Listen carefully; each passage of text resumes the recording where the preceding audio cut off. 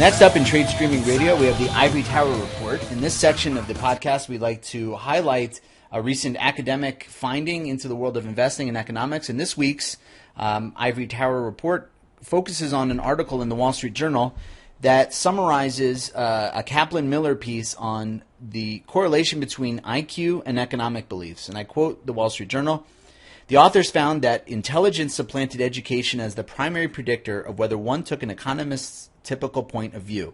Education moved into second place, followed by party identification, Republican, and recent growth in income. The correlation between the views of intelligent people and professional economists offer, quote, another reason to accept the economists are right, the public is wrong interpretation of differences in opinion," these economists argue.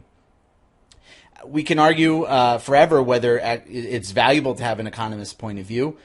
Typically, most economists are not accurate when it comes to short to mid-term forecasts. But this is very interesting that intelligence and not education sort of correlates with a professional view of the markets. I will link to this paper and the Wall Street Journal article on the blog. And, hope this was valuable in terms of some food for thought. Here's a lesson if you guess what following. Hurry, step right up, keep following the leader. Follow the leader, I can't receive. Follow the leader, I can't receive. Follow the leader, I can't receive. Follow the leader. A verified freestyle, lyrics of fury. My third eye make me shine like jury. You're just a friend, rather your rhymes a minute. Next up is Trade Streaming Trend Following. This is the part of the podcast where we look at and analyze current trends. I'd like to look at Seeking Alpha today. In full disclosure, I used to work at Seeking Alpha. I'm still a minor shareholder, and I used to run business development for them.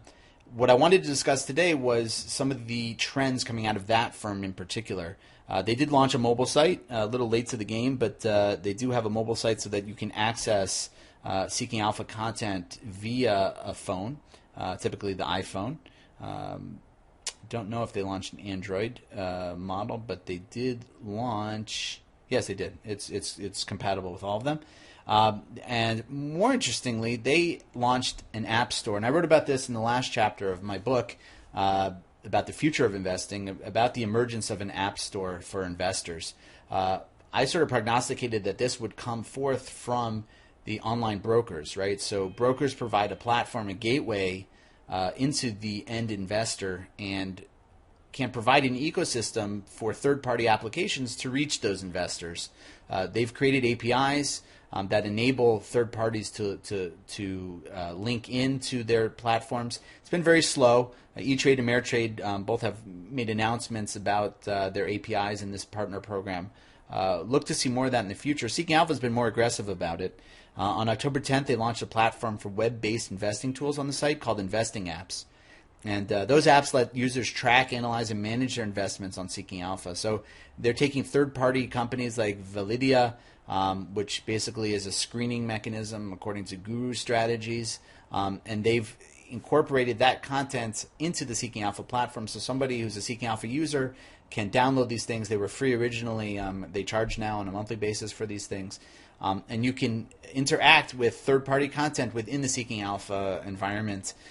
Seeking Alpha claims they've had 20,000 installs, and they've seen all-time traffic as a high. They quoted in a recent post by David Jackson, the CEO and founder, that during the week of November 7th, Seeking Alpha had the strongest traffic in the history of the site, 7% more traffic than the second strongest week in the history, and 40% more than they saw in the same week year over year from 2009. So it looks like they're hitting their stride.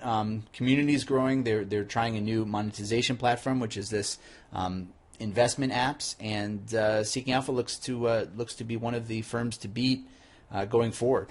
And that concludes this week's version of Trade Streaming Radio. Thank you for listening, and hope you check in again next week.